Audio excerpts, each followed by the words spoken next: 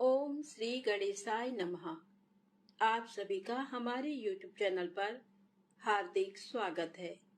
आइए सुने गणेश जी की पौराणिक कथाएं। साथ में सुनेंगे धन समृद्धि प्रदान करने वाली, बरकत देने वाली माता अन्नपूर्णा की कथा। प्रेम से बोले गणेश जी महाराज की जय हो। बहुत समय पहले की बात है। एक गांव में एक भाई बहन रहते थे। भाई बहुत गरीब था, पर उसकी बहन पैसे वाली थी। जब बहन के ननद का विवाह था, तब बहन ने ना तो अपने भाई को विवाह में आने का निमंत्रण दिया और ना ही कोई चिट्ठी भेजी। भाई को बाहर वालों से पता चला कि उसके बहन के ननद का विवाह है।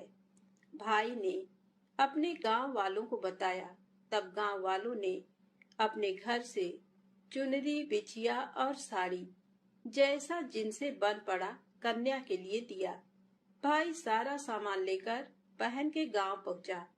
बहन के घर जाने पर बहन की देवरानी बोली, भाभी जी, आपके भाई आए हैं। बहन ने पूछा, कैसे आए हैं और क्या पहना है? तब देवरानी ने कहा, पैदल आए हैं, फटी पगड़ी, फटी धोती पहने हैं। बहन बोली, मेरे ससुर हवेली के सामने दुकान में बैठे हैं, मुझे शर्म आती है। भाई को बोलो पीछे के दरवाजे से आए। भाई के आते ही बहन ने भाई को एक कमरे में बंद कर बाहर से ताला लगा दिया। एक तरफ लड़की का विवाह हो रहा था, गाजे बाजे बज रहे थे, अतिथियों को भोजन कराया जा रहा था, और दूसरी तरफ भाई को कोई भी पानी तक पूछने वाला न था। तभी भांजे की बहू को दया आई और उसने दरवाजा खोल दिया। दरवाजा खुलते ही भाई वहां से भागा। 2 दिनों के भूखे प्यासे रहने के कारण उसे चक्कर आने लगे। रास्ते में एक गणेश जी का मंदिर था, वहां जाकर गिर गया और रोते रोते गणेश भगवान को अपनी व्यथा सुनाई और बोला, हे गणेश जी महाराज, आज मेरी गरीबी के कारण से मेरी सगी बहन ने मुझे धिक्कार दिया। घर जाने पर मेरी पत्नी, मेरे बच्चे जब पूछेंगे कि विवाह से क्या मिठाई लेकर आए हैं, तो मैं क्या जवाब दूंगा? तब गणेश जी को उस पर दया आ गई और गणेश जी भगवान बोले, मेरे बगीचे से ककड़ी और तरबूज तोड़कर ले जा।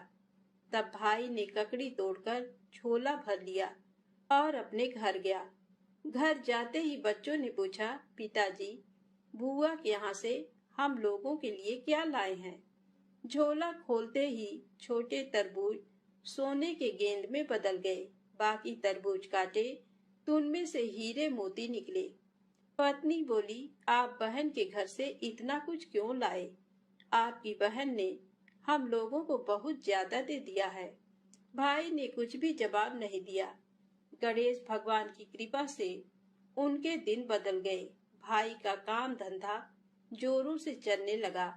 धीरे धीरे गहने, कपड़े, रहने के लिए मकान बन गए। पत्नी बोली, एक बार ननद जी को बुलाकर लाओ। भाई नए कपड़े, नए जूते पहनकर रथ में बैठकर बहन को लेने गया। देवरानी बोली, भाभी जी, आपके भाई आए हैं। बहन ने पूछा, कैसे आए हैं और क्या पहना है? तब देवरानी बोली, रथ में बैठकर खूब ठाट बाट से आए हैं। बहन बोली, मेरे भाई को बोलो कि हवेली के सामने से आए, मेरे ससुर, देवर, जेठ देखेंगे। भाई का बहन ने खूब स्वागत किया। भाई बोला, बहन, मैं तुम्हें लेने आया हूँ। तब बहन ने कहा, मुझे भी बहुत दिन हो गए हैं, चलो मैं चलती हूँ। भाई बहन को लेकर अपने घर आया। भाई और उसकी पत्नी ने बहन का खूब आदर सत्कार किया। जो चीजें मांगी सब बनवा कर दिया। बहन बोली, भाई, मुझे एक जूती चाहिए। तब भाई ने मोची को बुलाया और कहा, मेरी बहन के लिए ऐसी जूती बनाओ जो मुंह से बोले। भाई ने बहन को बहुत सारा धन देकर विदा किया, पर अभी तक वह जूती नहीं आई थी। बहन रवाना होने लगी, तभी मोची जूतियां लेकर आया। बहन के जूती पहनते ही जूतियां बोली। निर्धन भाई की पैसे वाली बहन, गणेश जी का बगीचा नहीं होता तो आज क्या करती। बहन तब भाई की पत्नी से पूछा, ये कहाँ से आवाज आ रही है। तभी भाई ने कहा, सुबह का समय है, कोई जीव जंतु बोल रहे होंगे। भाई ने घोड़े गाड़ी को जल्दी जाने को कहा। बहन के जाते ही पत्नी जिद करके बैठ गई कि जूतियां क्या बोल रही थी। तब पति ने अपनी पूरी आपबीती सुनाई कि कैसे बहन ने मुझे 2 दिन भूखा रखा, कमरे में बंद कर दिया था। भांजे की बहू ने दरवाजा खोला, तब मैं बाहर आया और गणेश जी के शरण में जा पहुंचा। गणेश जी की कृपा से हमारे दिन बदले हैं। उसने अपने पत्नी को सारी बात बताई। तब पत्नी बोली, अगर मुझे मालूम होता तो मैं आपकी बहन को कुछ नहीं देती। मेरा दिया हुआ सब कुछ वापस लेकर आओ। तब पति बोला, गणेश भगवान ने हमें सब दिया है। अगर वह मुझे भूखा प्यासा कमरे में बंद नहीं करती तो मैं गणेश भगवान के मंदिर में क्यों जाता। क्या मैं गणेश जी को अपना दुखड़ा सुनाता। तुम अपना मन मैला मत करो, अपने पर तो गणेश जी की कृपा है और किस चीज की कमी है। फिर दोनों गणेश जी के आगे झुककर प्रणाम करते हैं और जयकारा लगाया। हे गणेश जी महाराज, जैसी कृपा आपने गरीब भाई पर करी, वैसे ही अपने सभी भक्तों पर अपनी कृपा बनाए रखना। तो प्रेम से बोले, गणेश जी महाराज की जय हो। अब आइए सुने गणेश जी महाराज की अगली पौराणिक कथा। एक बार देवी तुलसी विवाह हेतु वर ढूंढने के लिए तीर्थ यात्रा पर निकली थी और ढूंढते ढूंढते वह गंगा किनारे पहुंच गई। उस वक्त गणेश भगवान गंगा किनारे तप कर रहे थे। उन्हें देखते ही देवी तुलसी उन पर मोहित हो गई और उनके मन में गणेश भगवान से विवाह की इच्छा उत्पन्न हुई। फिर देवी तुलसी ने गणेश जी के पास जाकर उनका ध्यान भंग कर दिया।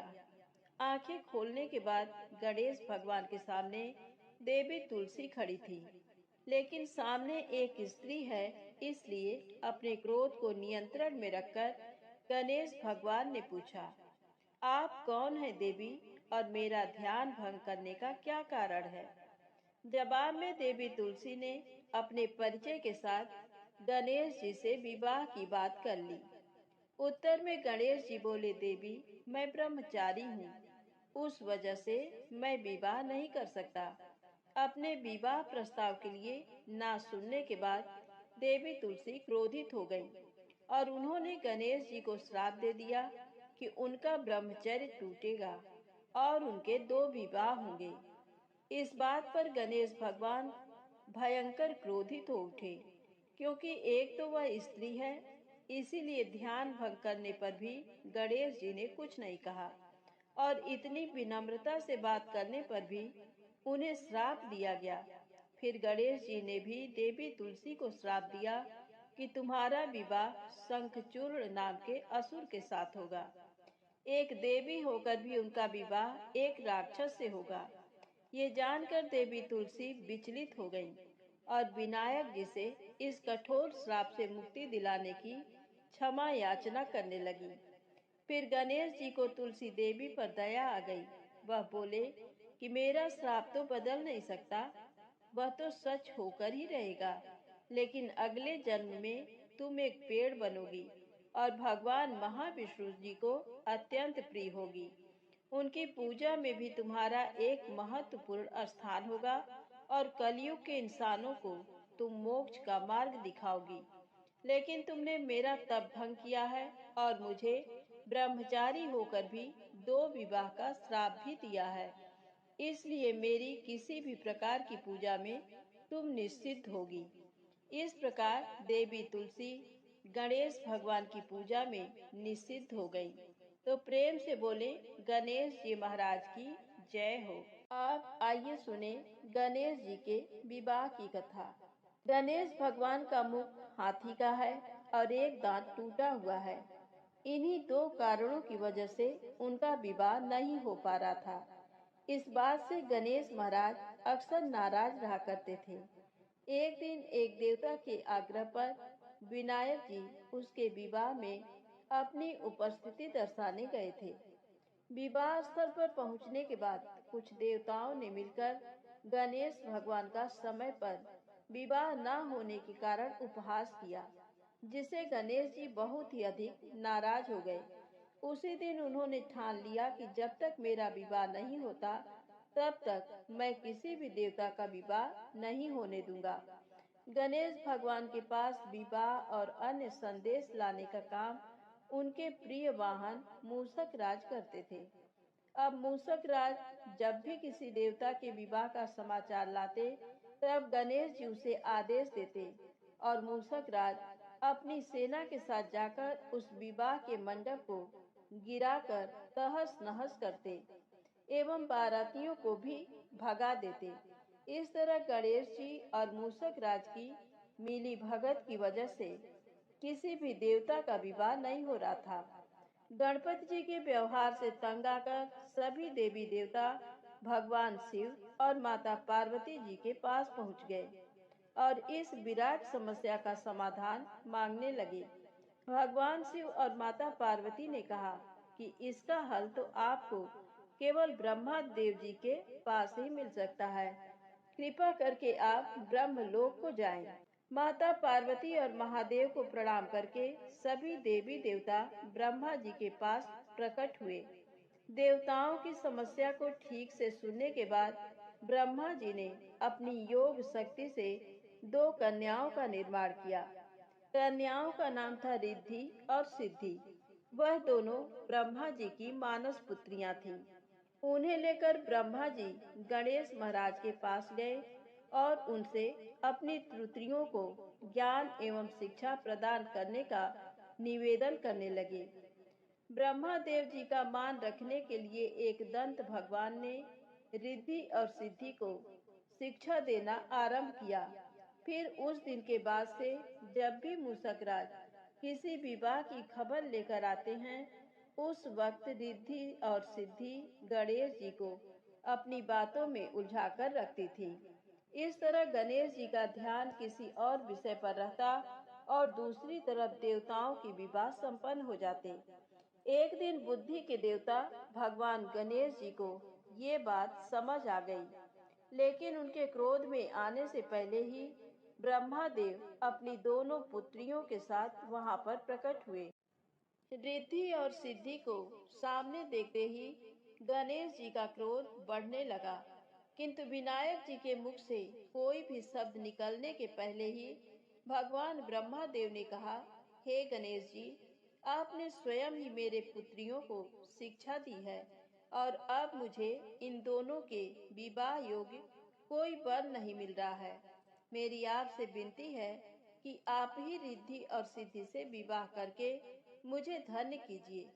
परमपिता ब्रह्मा देव जी की शांत वाणी सुनकर गणेश जी का क्रोध शांत हो गया और वह उस विवाह प्रस्ताव के लिए हंसी खुशी राजी हो गए। विवाह के बाद अपनी दोनों पत्नियों से उन्हें दो पुत्र प्राप्त हुए, जिनका नाम रखा गया शुभ और लाभ। तो प्रेम से बोले गणेश जी भगवान की जय हो। अब आइए सुनते हैं गणेश जी की पौराणिक कथा। बहुत समय पहले की बात है। एक दिन गणेश जी धरती पर सैर कर रहे थे। सैर करते करते वह एक अनाज के खेत में पहुंच गए और भूख लगने के कारण उन्होंने उस खेत में से 12 अनाज के दाने तोड़कर खा लिए। वह खेत सेठ धनी राम जी का था। कुछ समय बाद विनायक जी को अपने किए पर पछतावा होने लगा, क्योंकि उन्होंने सेठ जी को बिना पूछे ही उनके खेत से अनाज चुरा लिया था। फिर गणेश जी ने सोचा कि अपने किए बुरे कर्म का प्रायश्चित तो करना ही पड़ेगा। इसीलिए उन्होंने सेठ जी के यहाँ 12 साल के लिए नौकरी करने की ठान ली। उसके बाद अगली ही सुबह विनायक जी 13 से 14 साल के एक लड़के का रूप लेकर नौकरी मांगने के लिए धनी राम सेठ जी के घर पहुंचे और उन्होंने सेठ जी को अपना नाम गणेशा बताया। विनायक भगवान की बुद्धिमानी की परीक्षा लेने के बाद सेठ जी ने खुशी खुशी नौकरी भी दे दी। अब गणेश भगवान एक सामान्य मनुष्य के रूप में सेठ जी के ही घर पर रहने लगे। एक दिन सेठ जी की पत्नी शाम के समय घर का काम खत्म करने के बाद राख से हाथ धोने जा रही थी। ये देख गणेश जी ने सेठानी जी के हाथ पकड़कर जबरदस्ती मिट्टी से हाथ धुलवा दिए। गणेश की इस हरकत से सेठानी आग बबूला हो गई और उन्होंने सेठ जी के कमरे में जाकर गणेश जी की शिकायत कर दी। सेठानी से सब कुछ सुनने के बाद सेठ धनी राम ने गणेशा को बुलाया और इस हरकत का कारण पूछा। गणेश जी बोले कि सेठानी शाम के समय राख से हाथ धो रही थी और ऐसा करने से घर की लक्ष्मी नाराज होकर चली जाती हैं। इसीलिए मैंने उनके हाथ मिट्टी से धुलवाए। इससे घर पर माता लक्ष्मी की कृपा बनी रहती है। ये सब सुनकर सेठ जी ने सोचा, गणेशा की सोच तो बड़ी अच्छी है। उसी के कुछ दिन बाद कुंभ मेले का शुभ अवसर आया। सेठ जी ने गणेशा को बुलाया और कहा, सेठानी जी को कुंभ मेले में स्नान करा लाओ। अब सेठानी और गणेशा स्नान के लिए मेले में पहुंचे। वहां पहुंचने के बाद सेठानी नदी के किनारे बैठकर नहाने लगी। उन्हें ऐसा करते देख गणेशा दौड़ कर आए और सेठानी जी के दोनों हाथ पकड़कर उन्हें नदी के अंदर लेकर गए। उनसे पानी में डुबकी लगवाई और फिर किनारे पर ले आए। अब गणेशा की इस हरकत से तो सेठानी का गुस्सा 7वें आसमान पर पहुंच गया। सेठानी जी घर आते आते पूरे रास्ते गणेशा को ताने पर ताने मार रही थी, लेकिन गणेश भगवान सब कुछ शांति से सुन रहे थे। घर आते ही सेठानी ने सेठ जी के पास फिर से गणेशा की शिकायत कर दी।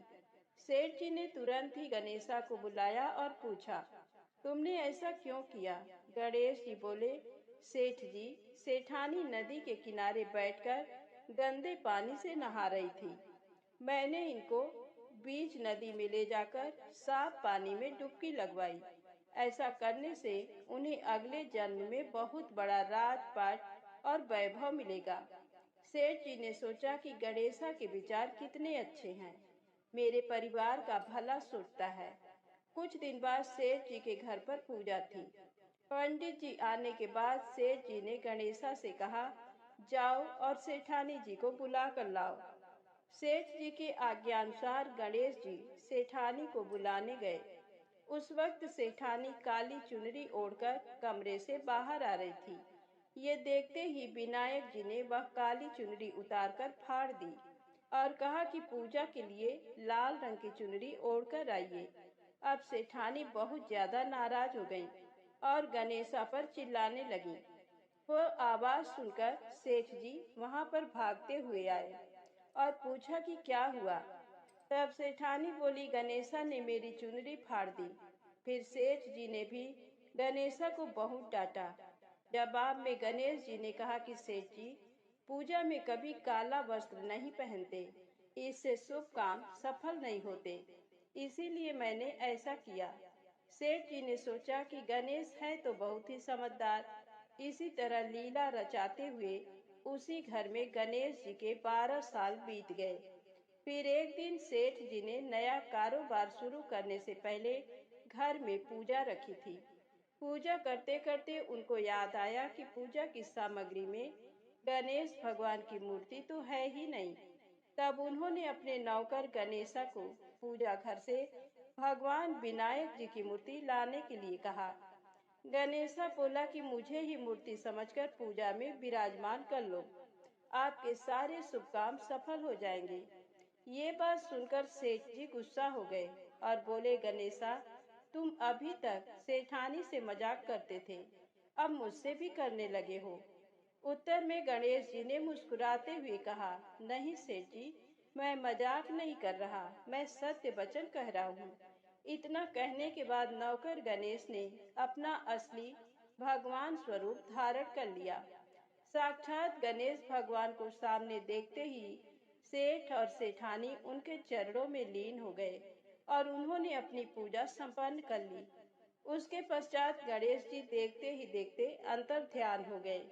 बाद में सेठ और सेठानी को बहुत पछतावा होने लगा कि स्वयं भगवान हमारे घर नौकरी कर रहे थे और हमने उनके साथ कितना बुरा व्यवहार किया, उनसे बहुत सारा काम कराया। ये सोच सोचकर दोनों दुखी होने लगे। फिर उसी रात सेठ और सेठानी के सपने में गणेश भगवान प्रकट हुए और उन्हें समझाया कि मैंने 12 साल पहले तुम्हारे खेत से 12 अनाज के दाने बिना पूछे तोड़ लिए थे और उसी कर्म का दोष दूर करने के लिए मैं 12 साल से तुम्हारे घर नौकरी कर रहा था। अगले ही दिन से सेठ जी पर गणेश भगवान की माया हो गई। उनका व्यापार दिन दोगुना और रात चौगुनी तरक्की करने लगा। धनी राम सेठ जी के जीवन की काया पलट हो गई। हे गणेश जी महाराज, जैसी माया आपने धनी राम सेठ जी पर की, वैसी ही माया इस कहानी को पढ़ने वाले और सुनने वाले हर एक व्यक्ति पर करना। प्रेम से बोले गणेश जी महाराज की जय हो। आइए सुने धन समृद्धि प्रदान करने वाली माता अन्नपूर्णा की बड़ी ही दुर्लभ कथा। प्राचीन काल की बात है। पुरुषोत्तमपुर नामक ग्राम में एक बहुत धर्मात्मा सेठ जी रहा करते थे। उनके 5 पुत्र और एक सबसे छोटी पुत्री थी और उसका नाम गौरी था। सेठ जी का भरा पूरा परिवार था। सेठ जी ने अपने सभी 5 पुत्रों का विवाह कर दिया था और जब छोटी बेटी गौरी विवाह की योग्य हुई तो उन्होंने उसका विवाह एक दूसरे नगर के अपने ही समान धनी परिवार में कर दिया। अब सेठ जी की पुत्री गौरी दुल्हन बनकर जिस घर में गई, वहां उसका पति अपने माता पिता का इकलौता पुत्र था। अब गौरी बड़े ही प्रसन्नता पूर्वक अपने ससुराल में रहने लगी। गौरी बड़ी ही सदाचार, गुणवान तथा रूपवती थी। एक दिन की बात है, जब 1.25 महीना हो गया, तब सास ने गौरी को रसोई संभालने के लिए दे दिया। रसोई की सारी बातें समझा दी। गौरी अपने सासू माँ का पांव छूकर रसोई में प्रवेश करती है। तब सास ने कहा, बहू, रोज सुबह जल्दी उठकर पूजा पाठ करके रसोई में प्रवेश करना, फिर खाना बनाना। रोटी बनाते समय पहली रोटी गाय को, अंतिम रोटी कुत्ते को बनाना मत भूलना। इस प्रकार सास ने गौरी को सब कुछ समझा दिया। गौरी 4 लोगों के लिए खाना बनाती है और खाना बनाकर अपने पूरे परिवार को खिलाती है। जब अंत में खुद खाने के लिए बैठी, तब वह देखती है कि उसके लिए तो रोटी बची ही नहीं। अब क्या करे? वह चावल, दाल और सब्जी खाकर पानी पी लेती है।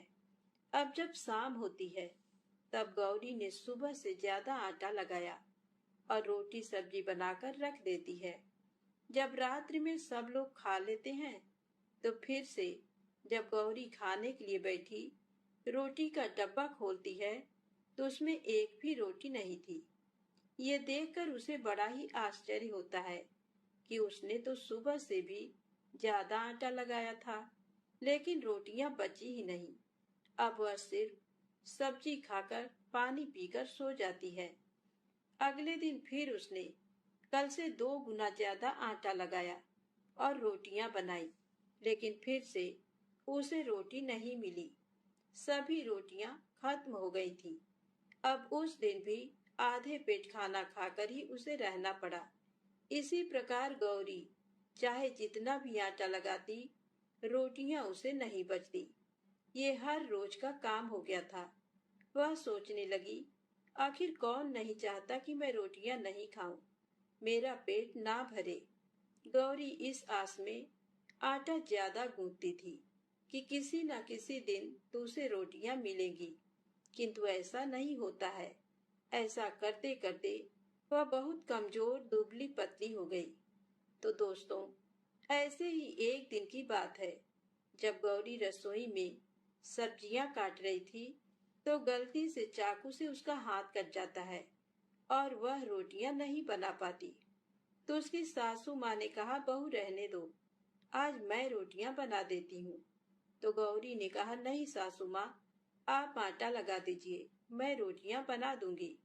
तो दोस्तों, उस दिन सासू माँ ने आटा लगाया और फिर बहू को दे देती है।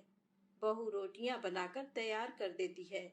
घर के सभी सदस्य रात के समय जब खाना खाने लगते हैं, सब लोग जब खाना खा लेते हैं, तब बारी आती है गौरी की। तो वह बहुत दुखी मन से खाना खाने बैठती है। वह सोचती है, आज तो सासू माँ ने आटा गूंथा है, वह भी बहुत कम। आज तो मेरे लिए रोटियां बची ही नहीं होंगी। ये सोचकर बहू मन ही मन बहुत दुखी होती है। किंतु जब वह रोटी के डब्बे को खोलती है, तो उसने देखा कि उसमें 4-5 रोटियां पड़ी हैं। ये देखकर बहू बहुत खुश होती है। अब क्या था, ऐसे ही 7 दिनों तक बहू की सासू माँ ने आटा गूंथा और बहू रोटियां बनाती थी और बहू को रोज रोटियां मिलने लगी। इन 7 दिन बहू ने भर पेट खाना खाया। जब 8वां दिन आया तो बहू का हाथ भी ठीक हो गया था। तब सासू माँ ने कहा कि गौरी बेटा, क्या मैं आज आटा गूंथ दूं या फिर तुम आटा गूंथ लोगी? तब गौरी ने कहा, नहीं माँ, मेरा हाथ अब ठीक हो गया है, मैं आटा गूंथ दूंगी। उस दिन गौरी ने आटा गूंथा और रोटियां बनाई, सबको प्रेम पूर्वक खाना खिलाया। जब उसके खाने की बारी आई, तब उसने देखा कि रोटी के डिब्बे में तो रोटी है ही नहीं, पूरा रोटी खत्म हो गया। ये देख बहू गौरी बहुत ही आश्चर्य में पड़ जाती है। वह सोचती है, जब तक सासू माँ ने आटा लगाया तब तक तो मुझे रोटियां मिलती थी, लेकिन जब से मैं आटा गूंथने लगी तो मुझे रोटियां ही नहीं मिलती, जबकि सासू माँ मुझसे बहुत ही कम आटा गूंथती थी। इसके बाद भी पूरा परिवार उसमें खा लिया करता था। ऐसी क्या बात है? ये सारी बातें सोचकर गौरी बहुत ही परेशान हो जाती है और दिन भर दुखी रहती थी। एक दिन की बात है, गौरी के पति ने गौरी से पूछा कि गौरी, तुम इतना उदास क्यों रहती हो? इतना सारा धन संपत्ति सब तुम्हारा ही तो है, तुम्हें रोकने टोकने वाला कोई नहीं है। तुम अपने मन से अपने पसंद का भोजन बनाकर खा सकती हो। तुम दिन प्रतिदिन इतनी कमजोर कैसे होती जा रही हो? गौरी ने लाज और संकोच से अपने पति को कुछ नहीं बताया। तब उसके पति ने सोचा कि शायद उसकी पत्नी को उसके माता पिता की याद आ रही है। इसीलिए अगले दिन गौरी का पति अपने माता पिता से कहता है कि पिताजी, मुझे लगता है कि गौरी को उसके माता पिता की याद आ रही है। मैं उसे उसके मायके ले जाकर सबसे मिलवा लाता हूँ। अपने बेटे की बात सुनकर गौरी के सास ससुर तैयार हो जाते हैं और उसे जाने की अनुमति दे देते हैं और कहते हैं, बेटा, यदि बहू को अपने माता पिता से मिलकर प्रसन्नता होती है तो अवश्य ही तुम उसे उसके मायके ले जाओ। अब गौरी का पति अपने पत्नी को लेकर उसके मायके जाता है। दामाद और बेटी को देखकर उनका बहुत ही आवभगत होता है। तरह तरह के व्यंजन बनाए जाते हैं, खिलाए जाते हैं, बहुत सेवा सत्कार होता है। उसी दिन रात में समय मिलने पर गौरी की माँ ने अपनी बेटी को कोने में ले जाकर पूछा, बेटी, तुम इतनी दुबली पतली कैसे हो गई? तुम तो बहुत ही कमजोर दिख रही हो। क्या बात है? तुम्हें कौन सी बात खाई जाती है? क्या तुम्हारे ससुराल वाले तुम्हारी चिंता नहीं करते, तुम्हें दुख देते हैं? या ऐसी कौन सी बात है जिससे तुम्हारी ये दशा हो गई है? अपनी माँ की बातें सुनकर गौरी अपनी सारी परेशानी, सारी चिंताएं, सब कुछ बताती है।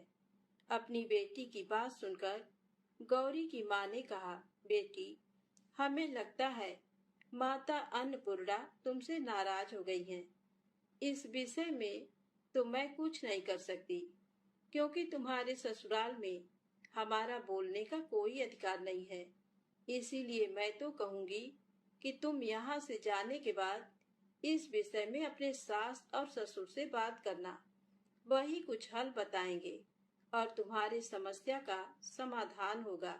बेटी, माँ अन्नपूर्णा जिससे नाराज होती हैं, उसके साथ ऐसा ही होता है।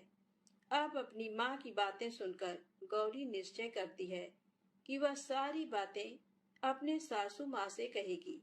अब जब सुबह का समय होता है तो गौरी अपने माता पिता से विदाई लेकर अपने ससुराल आ जाती है। ससुराल आने के बाद वह अपने सास ससुर और पति से सारी बातें कह सुनाती है। वह कहती है, माँ जी, जब से मैंने रसोई संभाला है, मैं खाना बनाती हूँ, तब से मुझे एक भी दिन रोटियां नहीं बचती। मैं बिना खाए ही सो जाती हूँ। किसी किसी दिन पानी पीकर सो जाती हूँ। किसी किसी दिन चावल सब्जी खाती हूँ। रोटी तो मुझे मिलती ही नहीं है। और माँ जी, आपको याद है, मेरा हाथ कटा था, तब आप उस समय आटा गूंथा करती थी, और वह भी बहुत कम। फिर भी मुझे रोटियां बचा करती थी और मैं भर पेट खाना खाती थी। लेकिन अब जब मेरे हाथ का घाव ठीक हो गया, तब से मैं फिर से आटा गूंथने लगी और रोटियां बनाने लगी। अब मुझे फिर से रोटियां नहीं बचती। मैं आधे पेट ही खाना खाती हूँ। अपनी बहू की बातें सुनकर सास को सब कुछ समझ में आ गया। उसने कहा, बहू, ये शायद मेरी ही गलती है। मैंने तुम्हें सब कुछ बताया, सब कुछ सिखाया, लेकिन एक बात तो बताना भूल ही गई। ऐसा कहकर सास अपनी बहू का हाथ पकड़कर गौरी को रसोई में ले जाती है। एक परात में आटा निकालकर उस आटे को अच्छे से गूंथती हैं। गूंथने के बाद उस गूंथे हुए आटे पर अपने उंगलियों के 5 छाप लगा देती हैं और कहती हैं, बहू, ये माँ अन्नपूर्णा का छाप होता है, उनका चिन्ह माना जाता है। आटा लगाने के बाद कोई भी स्त्री इस तरह छाप लगाती है तो उसके घर में बरकत होती है। इसका अर्थ ये है कि माँ अन्नपूर्णा की कृपा सभी परिवार वालों पर बरसे और कोई भी सदस्य भूखे पेट ना सोए। बहू, मैं तुम्हें ऐसा बताना भूल गई। आज से तुम आटा लगाते वक्त आटे पर अपना 5 छाप, 5 उंगलियों का छाप छोड़ देना और माँ अन्नपूर्णा तुम्हारे ऊपर अवश्य ही कृपा करेंगी और तुम कभी भी खाली पेट, भूखे पेट नहीं सोओगी। ये बरकत का चिन्ह होता है। अब अपने सासू माँ की बात सुनकर बहू हर रोज आटा गूंथती और फिर उस पर अपने 5 अंगुलियों की छाप छोड़ देती और फिर रोटियां बनाती। अब बहू को भी हर रोज रोटियां मिलने लगी। वह पेट भर भोजन करने लगी और स्वस्थ भी हो गई। माँ अन्नपूर्णा की कृपा उस पर बरसने लगी। उसके हाथ में माँ अन्नपूर्णा का वास हो गया। घर पर कोई भी सदस्य भूखा नहीं रहता और जो कोई मेहमान आता या कोई भी भीख मांगने के लिए भिक्षुक आता, उसे भी वह खाना खिलाकर ही घर से विदा करती। इस प्रकार बहू के ऐसा करने से उसके घर में बरकत होने लगी, अन्न की वर्षा होने लगी। तो दोस्तों, आटे को गूंथ कर उस पर 5 उंगलियों का छाप लगाना हमारी पुरानी परंपरा है। ये माता लक्ष्मी और अन्नपूर्णा माता का चिन्ह माना जाता है। ऐसा करने से माता अन्नपूर्णा सदा प्रसन्न रहती हैं और घर वालों पर अपनी कृपा दृष्टि बनाए रखती हैं। हमारे पूर्वजों से लेकर अब तक ये परंपरा चली आ रही है। सभी माताएं बहनें अपने 5 अंगुलियों की छाप आटे पर अवश्य ही लगाती हैं और माँ अन्नपूर्णा से प्रार्थना करती हैं कि सबका पेट भरना, सबका कल्याण करना और घर में अन्न धन की वर्षा करना। तो प्रेम से बोले, अन्नपूर्णा माता की जय हो। ओम नमः शिवाय। जय माता दी, जय भोलेनाथ।